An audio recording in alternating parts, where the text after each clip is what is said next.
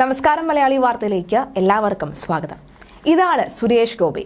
ജയിച്ചാൽ സുരേഷ് ഗോപി തനി രൂപം കാട്ടുമെന്ന ഈ പരിതപിച്ചവർക്ക് തുടക്കത്തിലേ കിട്ടി. ആരെയും അവഹേളിക്കരുത് എന്ന് പറഞ്ഞിട്ടുണ്ട്. സുരേഷ് ഗോപിക്ക് തൃശൂരിൽ ഉജ്ജ്വല വരവേൽപ്പായിരുന്നു കഴിഞ്ഞ ദിവസം ലഭിച്ചിരുന്നത്. സുരേഷ് ഗോപി തന്നെയാണ് ജയിച്ചവരിൽ താരമായി ഇന്നലെ തിളങ്ങിയത്.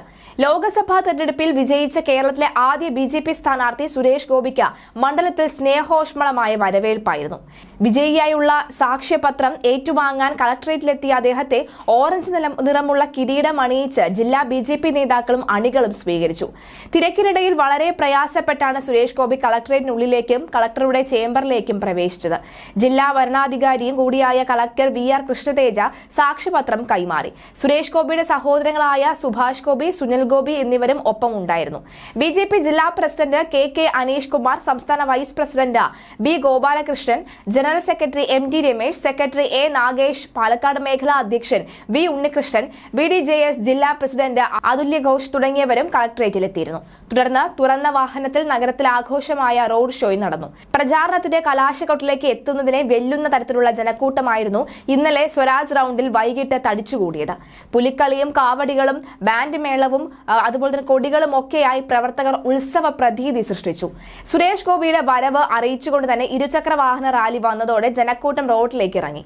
ജയത്തിന് പിന്നിൽ വനിതകളുടെ വോട്ടാണ് എന്ന നിഗമനം ശരിവെക്കും പോലെ കാണാനെത്തിയവരിലും ഇരുചക്ര വാഹന റാലിയിലും സ്ത്രീകളാണ് നിറഞ്ഞിരുന്നത്. മണ്ഡലത്തെ ഹൃദയത്തിൽ വെച്ച് പ്രവർത്തിക്കുന്നുവെന്നും സുരേഷ് ഗോപി മാധ്യമങ്ങളോട് പറഞ്ഞിരുന്നു.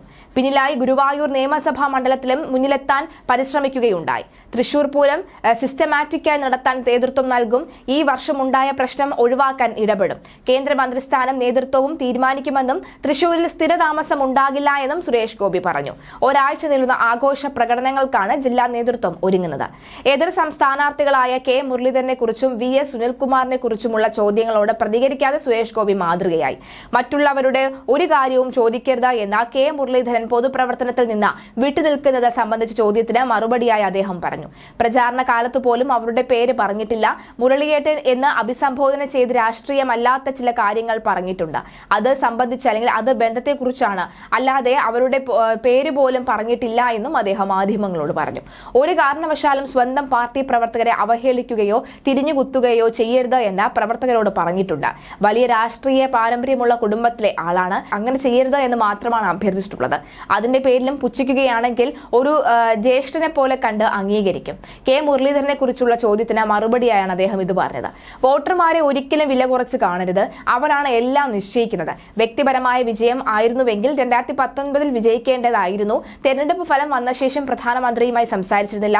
അദ്ദേഹം മറ്റു പല തിരക്കുകളിലും അല്ലെങ്കിൽ മീറ്റിങ്ങുകളിലും ഒക്കെയായി തിരക്കിലാണ്. നാളെ കാണണമെന്ന് പറഞ്ഞിട്ടുണ്ട്. സിനിമ തന്റെ പാഷനാണ്. എല്ലാം നടക്കണമെന്നും അദ്ദേഹം മാധ്യമങ്ങളോട് പ്രതികരിച്ചു.